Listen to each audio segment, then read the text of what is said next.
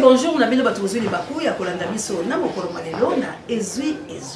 Ezali bongo branche moko to tchala chala libération océan du Congo et pai auto akabongo bakongo mani et pai auto bela ka moto ya papa le moloto ekita etumba misala nyonso baloka ye Congo et pai auto panzaka to sasaka et pai auto analysaka ensemble et pai auto mobilisaka to conscientisaka to sensibilisaka to salaka éveil patriotique et pai auto longolaka ba peuple congolais la bolema et pai auto tchaka litono na nzete po ete tobenga ya malamu et pai oyo to salaka musala ya Jean-Baptiste et pai auto akabongo basinzili ko betaka mbela ko loba ete tango ezali mabe to telema to la tamola to moitumba et pai auto telema ferme fidèle ko la bakuke pour la kozelaka lycée kwa ya République démocratique du Congo et pai auto mokundolaka maloba nkoko la biso le laboraire ko loba la biso béché fouillé ne laisser ni place que la mer repasse ezui la montagne religieuse ezui et comme la bongo équipée pour la télé États-Unis d'Amérique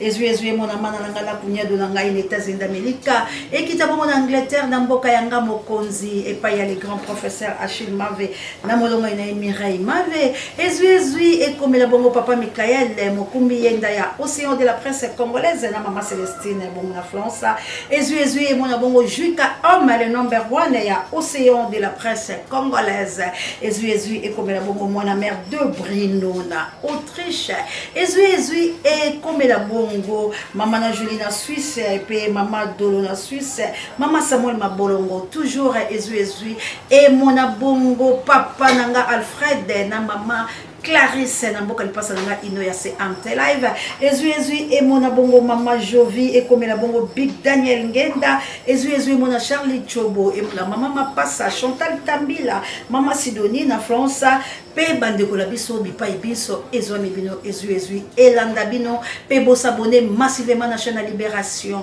bo partager l'émission bo liker bo tchaba commentaire ba suggestion pe ba jamais bino banso ba o bozo benga biso na Suisse na Genève bo libongo bisika biike nzambe azana bino abatela bino États-Unis d'Amérique mama Congo to libongo na posa la bino bokula kaikala nzakomba folange itungia ezui ekimamba na Allemagne e pa yanga ndeko kila me Dieu ndete lotaki tumba nkane konto bokila lokondo femme pekato ezui et mon bongo la chabia na aken maman sociale pe ekena na plus 32 na mboka ya ba maman missionnaire et pa iwapi Anita Babe azalaka il faut que le moto pe na bakoko ya Lumumba ezui et comme la bino banso bisika boko benga biso bana chamu yeto za la bino ensemble bana oni britannique bana ngaba bana lemba bana ya partout vraiment que chassa et télémé le maman océan ozonge la bémission ya nzela po ete tozana mingi ya koloba nzambe asunga biso tokozana bino ensemble la mikolomizana ya pona koloba lelo tokolobela penza mai matali maponami lelo tokolobela 54 visa ya fali pupa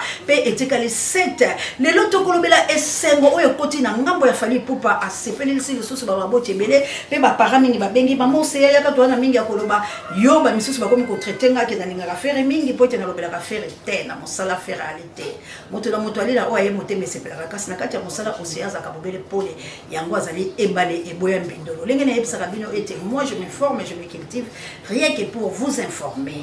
Hein? J'aime dire tout ce que les gens disent tout bas et je dénonce les insanités. C'est pour cela que je suis océan de la presse congolaise. Et balé, et boyambindo, bo s'abonner, bo l'antakate, bato bali ko impité, biso ba responsabilité, ba neza musana bango. Lelo to kolobela makambo ezali penza ebele, petoko boya ba conflit inutile pour être République démocratique du Congo et aller na mabe. Ndenge bolobaka lokota ili français ba démorceler mboka ya biso. Mboka yali la bokabwanya yali bomo côté. Mboka bakati yango biteni na biteni oyo ekela bato boyo oyo ekela bato beto ko kakoso yango te. Tikilo lelo lisolo ya menyembo ezo amate. Tikilo lelo bunagana bolandi yango lokuta na lokuta ba mboka oyo Uganda zubiso ezongi te lokuta na lokuta alors tozoke na maponami ya moto lingi to conscientiser to sensibiliser awa pole ndepole tokoleka nanu na kolobali kambo ya mona mboka Martin Fayulu Madidi na ndeko na ye mozito na likambo letani la moka po ete bokundo leso dossier yango biso to lobito cha stop pambate tolingi makambo ya solo na 2024 to boy bilobela kambo ya vidéo. Il faut poser la question, Mouzi fait partie pourquoi? Alors vous me dites que Mouzito a dit que j'ai été avec Kabila. Chers amis, vous me regardez, vous regardez. Mouzito est là, Mouzito, grâce à qui? Lui n'était pas premier ministre de Kabila. Il m'a déjà vu travailler avec Kabila. Je vous dis que je suis là. Je n'ai jamais eu Kabila au téléphone. Je n'ai jamais serré de ma vie d'homme la main de Kabila. Comment je me suis rapproché de Kabila? Qu'ils me disent. Il y a des gens qui ont lui posé la question et à ces gens, ils ont dit ah non, il a créé le bloc patriotique et dans le bloc patriotique il y avait les FCC. Mais ça c'est extrêmement grave. Quand nous avons fait la première manifestation du bloc patriotique à Kinshasa, il y a mes gens à moi qui ont pris le départ au rond-point Super Lemba. Mais ils ont pris le départ avec qui? N'est-ce pas avec Madame Mouzito et avec le secrétaire général du parti Nouvel Élan? Vous ne l'avez pas vu? Il faut lui poser la question. Sa femme et son secrétaire général étaient là, c'est moi qui les ai envoyés? Ou c'était des sosies qui étaient là? Ça c'est de un. De deux, quand nous avons signé le document de constitution du bloc patriotique au CEPAS, nous avons signé numéro 4. Le secrétaire général est là, qui a signé au nom de l'ECID. Le secrétaire général du Nouvel Élan, numéro 5, il était là, il a signé. Est-ce que c'est Fayoulou, par son esprit fort, qui a pris la main du secrétaire général du Nouvel Élan pour faire signer?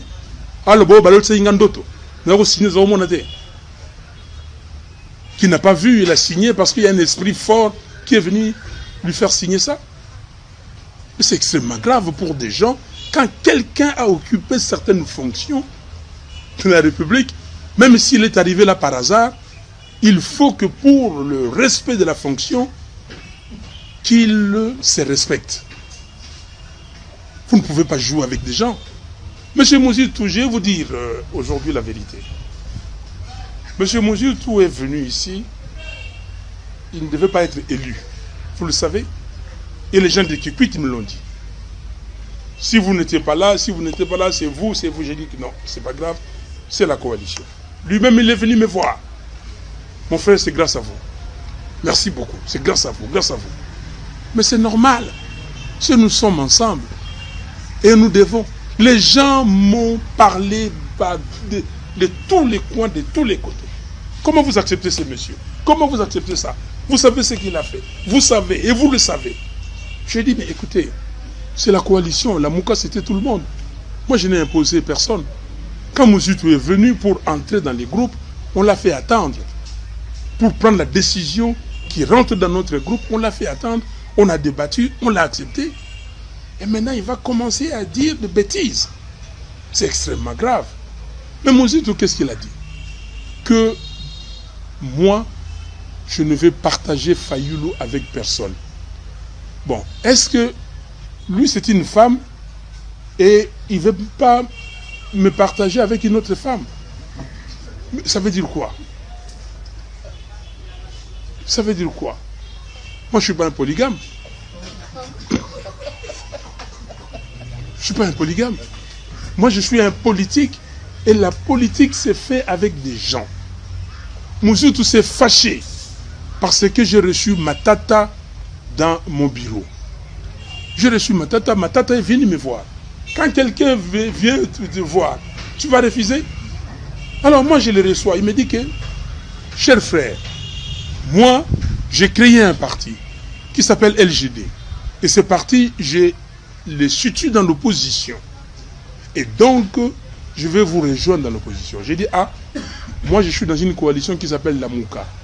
Et dans cette coalition, je suis avec Adolphe Mouzito, que tu connais bien. Il dit, oui, c'est mon premier ministre, je vais l'appeler. J'ai dit, appelle-le actuellement, c'est lui qui assure la coordination tournante de la Mouka. Donc tu l'appelles pour nous rejoindre. Le pauvre, au sorti de là, il a appelé Mouzito. Et Mouzito dit, oui, je vais te rappeler pour te donner rendez-vous. Et après, le lendemain, Mouzito passe sur une de... Bande Kolangai, likambo oyo, botika kopanza mboka. Mwana mboka, Martin Fayulu m'a dit, Dina Adolphe Mouzito, bali, pambate to kobo ya polémique. po tolingi na biso teke likambo ezala soki lolengeni tolingi to bongisa pamba te to kokie maponami ya 2024 tope ya suka ya sanza o le 24 décembre po toke la 2024 bandeko nanga totala liso ya bosolo to ngotolo te mama chawa assalamu alaikum na bandisima na ngai ba mama ya moto mojali mozima mite bango bako tombuka lolenge bali wana mama Madeleine mama Emilie Nzemba 12 pepela mbetolo to koyoka te e ali pasi pote bako mama ni bako nyoko nani azokosa nani na maponami o biso toyebaki ete papa Denis Mukwege mwana mboka Martin Fayulu Madidi Moïse Katumbi Matata Mponyo Delice Sanga bakozala liboke moko pote babimisa candidat moko pote baki Martin papa Muzitu akidi ana ngambo la yefu mwanchi mais to kamwe ke bakei na ordre dispersé Moïse Martin Fayulu Madidi alobila kozala candidat Moïse Katumbi alobinga na kozala candidat to kamwe na Delice Sanga candidat président de la République andeko na ngai to memi Congo wapi est-ce que tolingi Congo est-ce que tozala bolingo Congo lelo tango bino boko tombola maloba oyo bolingi so bobenda conflit oyo uti komema biso lelo côté pona nini komo kundola maloba ya bolingi bo déstabiliser bato la bisiko bakei po babunde tumba ya Congo Martin Fayulu Madidi ali monguna ya mona mboka Muzitu te bakaboni ndenge bakabona kile ba Moïse Katumbi pour la misala menasi ma mikolo bokuti bango bayokanaki rien n'empêche que Martin Fayulu Madidi bayokana pena ndeko na ye Muzitu po ete politique ya limabe pona bintérêt na bango ngala landaka kaka mbokulaka mpaka nemona nsemi aloba bo keba ba politicien soki bakaboni seki ba intérêt na bango ezali te mais soki bakute na bintérêt na bango bakoyokana toyaki komona Matata Mponyo ba intérêt kute na Fayulu bakutani tomoni Moïse Katumbi to ba intérêt na bango bakutani ba Delice Sanga oyo bakabona ka pena Martin Fayulu na lolenge ya mabe bango nyoso ndenge bazala bakabona ki na lolenge ya mabe mais pour la ba intérêt na bango ba yaki kokutana alors biso tozali koluka kimia pona likambo teli mapona tozali koluka nani oyo ako remporter coupe po ata boye 2000 e kozala bobe na moto moko toyoki ba misusu dia basi babimisi balobi sengeli bacha Denis Mukwege président Martin Fayulu Madidi azala premier ministre Muzitu azala be ba pesi bango ba poste c'est que ezali na bato bayiki la sommation bali komona ke la moto ya mboka ezala Denis Mukwege est-ce que Martin Fayulu Madidi alobi ni lo basuka est-ce que Moïse Katumbi andimi est-ce que Delice Sanga andimi est-ce que Matata Mponyo andimi est-ce que mwana mboka Muzitu andimi tala bisika mbeba ezali kopesa mana opposition po bango nyonso wala ba candidat baki ono ya opposition mais na ngambo ya Kabila ya Félix bomoni ete na ngambo la ye Félix ye moko ye candidat président de la République oh IDPS bimisi mais bomoni mwana mboka Bemba alobi azo soutenir Félix bomoni bato union sacré nyonso na ba parti politique la bango ezala gouverneur Ngobila o azala problème makasi to kolobela ngo AP mwana mboka Mike Mukebai magali na boloko me akolala mpongi te pona ko pesa biso ba news eli ya koyinda kuna na likambo etali Ngobila na mwana mboka Mike Mukebai honorable magali na boloko ampomoni lisusu alobi 15 millions ya koiba pambate na nzela elengesa alekisi facturation donc alekisi mostango ya misolo na mikolo milekaki boyokaki ete bato ya banko balobaki ville province ya Kinshasa ya nyongo ya 150 millions de dollars siko Mike Mukebai ya pomoli alobi na nzela on elengesa bako sala misolo mia 15 millions de dollars oyo eleki ebele facturation oyo apesi bolandela yango makasi donc toko beta kampoke longo ya na mwana Mike Mukebai honorable po alali pongite na kotindikela kabiso biloko oyo ezali ko laksa ete mbeba e ali bongo na ville province ya Kinshasa mais ne mwana ngambo la bango union sacré Bemba lobi ya ko soutenir ye Bacha lobi ya ko soutenir ye Mboso lobi ya ko soutenir ye Ngobila lobi ya ko soutenir ye bango banso bakei balobi candidat wa bango ezali bobele Félix eza na IDPS eza na union sacré mais na ngambo ya opposition bato boli na souci ya kotonge kolo bozali kowela na nini po boke na ordre dispersé bino banso bolingi bobele boza ba candidat président de la République eza na lingomba ya bloc d'opposition bango bani kabwani balobi bazala ba candidat président siko nani akotombolo Congo lelo pe esengo salinga ko ete na moni balandi océan du Congo ba oyo pe balingaka lolenge mama océan amanyolaka likambo yango balobi kitoko yango epesenge su makasi lobi bwende tolingi kofinga les na litomba te yo soko zai na eloko manyola balobi mama océan makamba Denis Mukwege bola date ya déstabilisation mwana mboka Denis Mukwege alobaki te maloba lolenge wana na yango pe tokeyi koluka luka na inwenwe to bimisi moloko boko pe to bimisi moto moko o azali ko telema pour la ko déstabiliser Denis Mukwege kabu ya vidéo. Bonjour à tous et à toutes. Aujourd'hui, je vais vous parler d'un sujet très grave et très important. Le cas du pasteur Paul Mukendi, un violeur en série qui a fui le Canada pour se réfugier en RDC. Paul Mukendi est le fondateur de l'église évangélique Parole de vie à Québec, au Canada. Il a été reconnu coupable d'agression sexuelle, d'agression armée et de menaces de mort sur une jeune fille de 14 ans qu'il a violée et battue à plusieurs reprises. Il continue à prêcher sur les réseaux sociaux, où il se présente comme un homme de Dieu persécuté par la justice canadienne. Il n'hésite pas à mentir, à manipuler et à escroquer ses fidèles en leur demandant de lui verser des sommes importantes pour financer son Église et ses projets. Mais ce n'est pas tout. Paul Mukendi a aussi été reconnu coupable d'une autre agression sexuelle sur une ancienne fidèle qu'il a violée. Il a été condamné à 2 ans de prison supplémentaires. Il fait aussi l'objet de plusieurs plaintes pour exploitation financière, fraude et manipulation émotionnelle de la part d'ex-paroissiens. Paul Mukendi est un criminel, un imposteur et un violeur. Il n'a rien d'un pasteur, il n'a rien d'un chrétien. Il est un loup déguisé en agneau qui profite de la foi et de la détresse des gens pour assouvir ses pulsions et ses ambitions. Il doit être arrêté et extradé vers le Canada, où il doit rendre des comptes à la justice. Mais Paul Mukendi a peur. Il a peur parce qu'il sait que son impunité pourrait bientôt prendre fin. Il a peur parce qu'il apprend que le docteur Denis Mukwege, le prix Nobel de la paix 2018, se présente comme candidat à l'élection présidentielle en RDC. Le docteur Mukwege est un gynécologue renommé qui soigne les femmes victimes de violences sexuelles dans l'est du pays. Il est un symbole de la lutte contre l'impunité et pour les droits humains.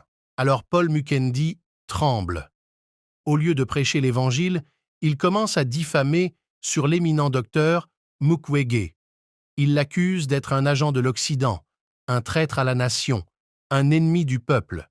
Il essaie de discréditer sa candidature et de semer le doute dans l'esprit des Congolais.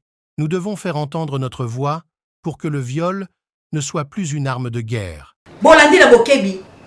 Na boende tolingi to analyser pour ezali solo ya Congo. Ezali solo ya maponami. Maponami ya mbala oyo, soki Félix a gagné, motokolo bala Félix a été.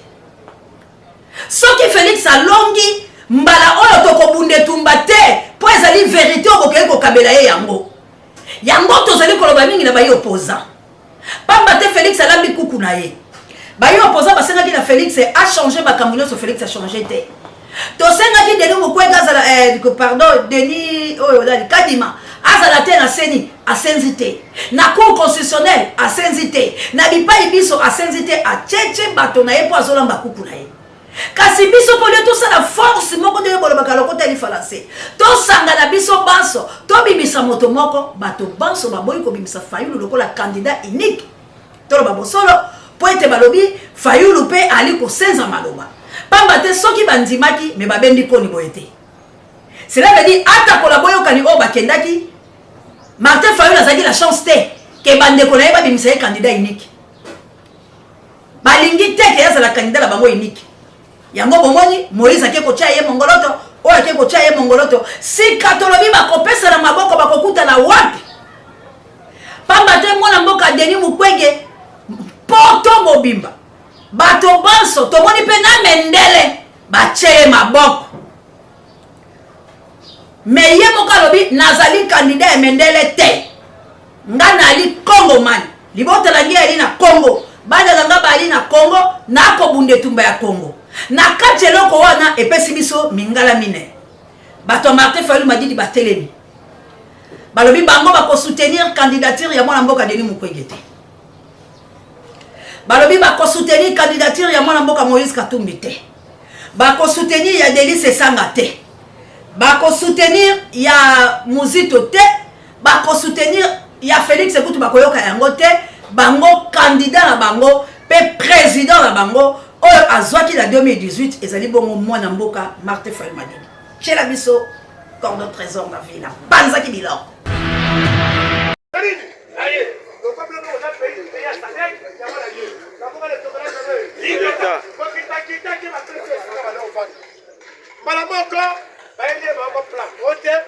il faut voir la Kabila sur la naïe. J'ai une rencontre avec M. Kabila. Mais il faut dans le cas métateur. Ma soleil, ça. Le Congolais, tu le m'as dit ma soleil, il m'a paix. Et mon souk a fait Kakama. Pour la joie, la corruption. Pour voir la nomination. Pour voir les accords. Et mon souk a yama. Yango amoni banyekolangai. Dis le maçon du lobby. Bademache na gebe. Patron na ye aboyi. Naloba. Patron ya we kata salide. Aboyi. Webi patron na ye. C'est politique na mbele. Kabila. Wana mama. Le Congolais oye. Yango amoni ba camarade ba na Congo. Et ils allaient me se tuer. C'est pas un candidat qui a le lot. Mais ça y a ça. Marche des âmes avec.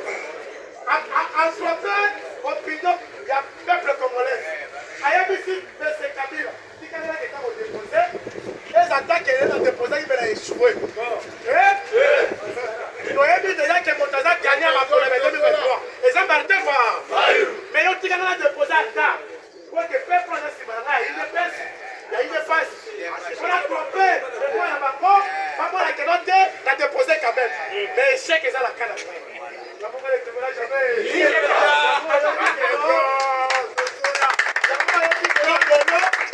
Déposer. Mais ça mascara. Oui, mascarade. Et ça candidature pour la mascara. Bande Kolangai. Si l'on va éviter ça, ça dit. Il y a encore Bande Kolangai. Kabila il politique kanambe. Atelier Mutambo. Alors, biso ton beki. Wana yombo ko lala. Bongo ke bolo. Amona to bala jamais. Ikata. Kabila yebisi. Abito bandaki malamu. Kama ndio kisabala. Malamu. Il est passé au monde de la caille. Yango mwani Félix Afana le Kutashi. Bandeko. Sango e pandani Congo babi. Obiba. Côté la caille c'est tout le moment de Congo au président. La taille. On va la mettre au bas lieu. Mais ça va dire ça les boulou. Avec la patronne à Yaka Bakaye. Félix a posé la Christmas, c'est pas Kabila. Le Congolais, oye. A posé la Christmas, c'est pas Kabila. On dit d'habiter.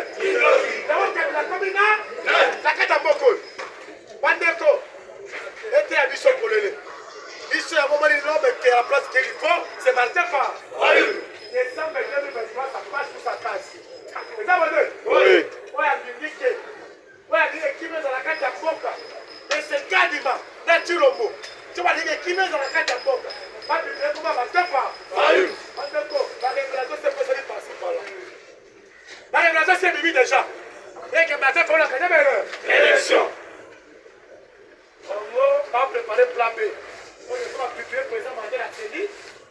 On va construire la poêle. On va publier tout le monde.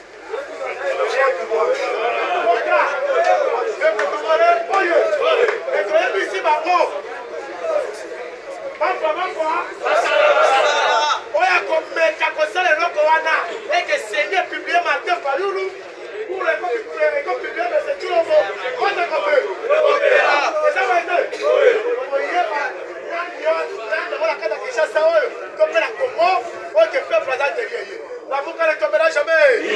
Peuple congolais, oyez. Les RCKI, la cause à terre de l'été, moi je l'ai combattu. Je suis obligé. Le président m'a dit qu'il y avait la police. Le président m'a dit qu'il y avait la police. Oui. kutu zoe na trésor ozoe yemto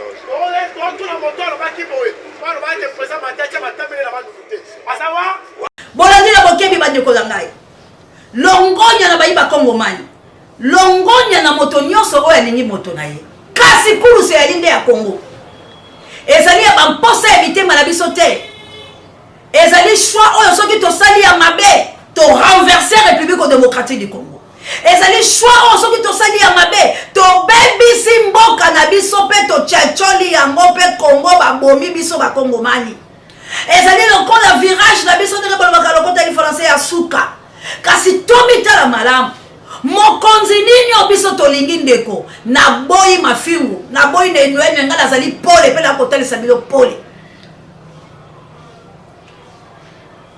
totala likambo ya Congo te lokola likambo biso tokomona yango ya sentiment soki kutu libala na yo esimbi te oboyi mobali obotela yo bana oboyi mwasi oyo obotisa ye bana boyinani bokabwani boni ekolo oyo esangisi na tata na mama mpe bana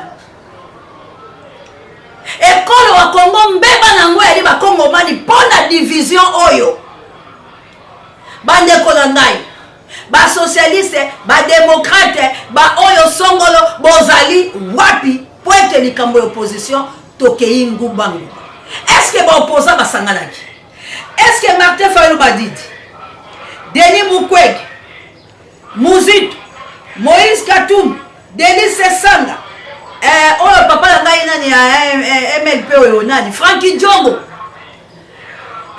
bandeko na biso banso oyo bakendaki kotia maponami lokola bopoza eske bokutanaki bosololaki ke biso toali na opposition tozali kodefendre Congo lokola tokodefendre Congo ata kotokela ordre dispersé ndenge bolobaka lokota eli français moto na botaki kotia mokanda na ye mongoloto na lolenge na ye kasi bite na biso yali kosauve Congo na maboko ya banguna mpe kolongola yango kati na minyoko mpe mikakatano ezali tosala boye toyeba ndenge nini tokokabola maposte tosangana na deuxième tour po biso banso topesa candidature na biso na moto moko eske basololi to moto na moto akomiyoka na mikuwa na ye to moto na moto akoyika na bato oyo bakomema ye likolo bandeko tala kufa ya Congo yango oyo division ngambo oyo balobi biso toali ya Muzitu ngambo oyo balobi biso toali ya Moïse Katumbi ngambo balobi tosa ko soutenir Denis Sesanga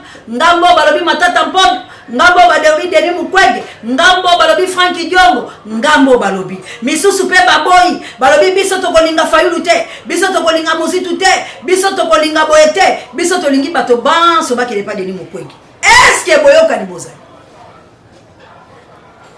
lelo ekotoko ekobeba siko nani akotombola mongongo akanga likambo ya Congo tango bana ya Congo base kabwani boye base divisane lolengo oyo botikeli banguna esika bakoto baboma biso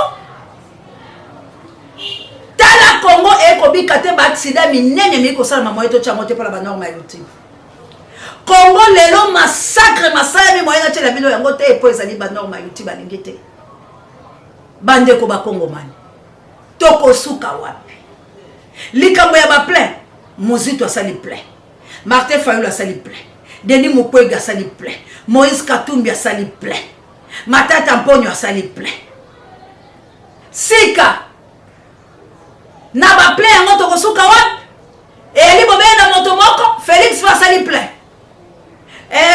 komone nani oyo ya gouverneur ye pa asala kwa ye baplein sika tokosuka wapi na tango tokokende na urne po etata ko baple ona bokomona misusu bazoyaka loko elenge me balingi bantu wana te moto esengeli kobele moko asala face na Félix po ete Félix alambi kuku na ye sika l'opposition tozoluka bino banso boyebisanga bokomante nani oyo bolingi totombola lebonga wana asala face na Félix po union sacrée candidat na bango eza Félix IDPS candidat la bango eza Félix mais na ngambo opposition mutu na parti politique na ye atindi mutu na ye sika banani bako perdre moto akeli boke moko la bato ebele batomboli ye moko to bato bali jomi bakaboli jomi nani akolonge tumba wana po bato bali moko ba pesi maile pe makalisa ndeko la ba biso to ali jomi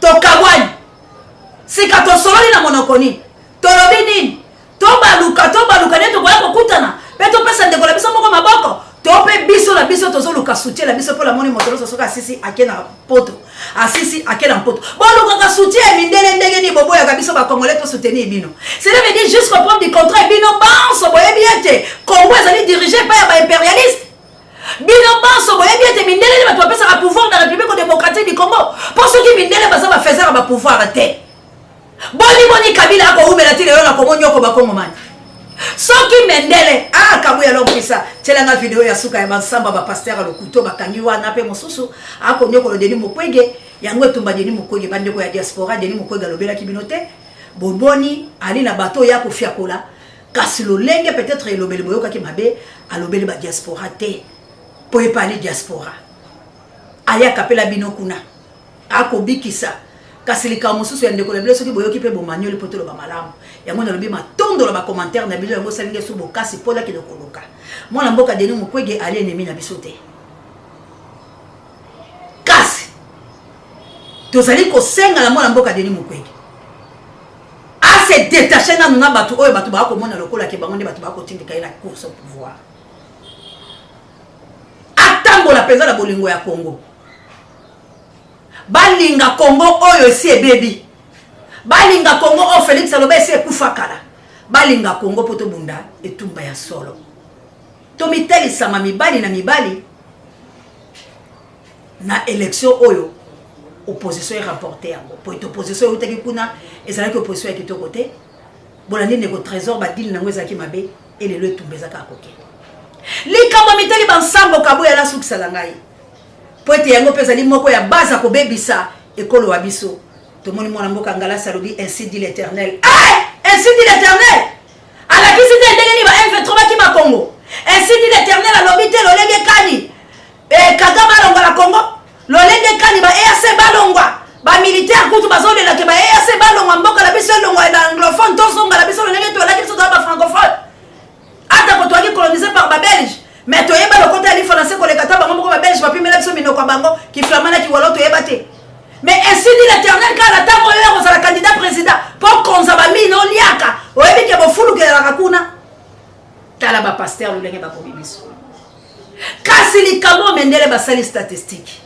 balobi ba chinois ba komona nzambe te po ba chinois ba benga na ecclesia ba chinois ba boya ba ecclesia ba chinois ba bebisa yango na mboka ya Chine ba ecclesia ezali ebelete kasi Chine ezali développé et comme pays ya liboso ya yambo na makambo matali bo fuluki to sola la bino les grands zingankuvu lo mam si yangandeko Alino moke monseigneur liso yankolo lande noir moto mo prêtre to benga na kato solo la Chine tela bosunga oseya wabino to zonga na communication mama grâce umba tela vraiment likambo ya 54 visa moi 7 o etikali ekobima mikolo mezali koya esengo etondi motema na bakongomani bapambolo ya bamonde ko fali ipupa balobi mo sala malamu kasi na sena nyungu to yoki balobi ezakaka plusieurs entraités ezali ba visa o mindele ba pesi soko koti obimi visa ici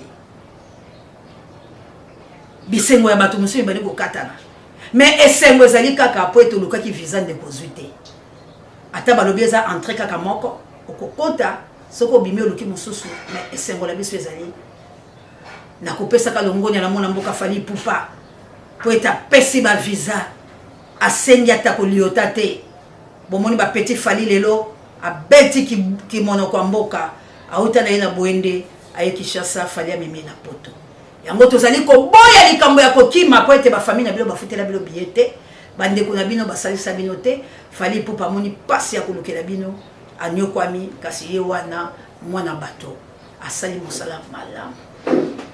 Merci encore une fois la fali pupa Kinshasa ekomi na ngongola po esengo la banda ko nyonso visa imonani biso petolobi. Merci encore une fois la fali pupa pona ndeko la biso ba oyo ba kokenda. Merci to moni standard azui aye visa. Merci to moni Djino Loswa mon ami de tous les temps, de tous les jours, Azouya et Visa. Merci, Tomoni, à Petit Fali, à Nesengo, Peba Biro, Kili Kili. Que Dieu bénisse Fali Poupa, Mokako Sonayo, Naba Kongomani, na Awaneto ici. Popo. Merci Nakabouya l'homme puissant, ne change pas l'équipe qui gagne.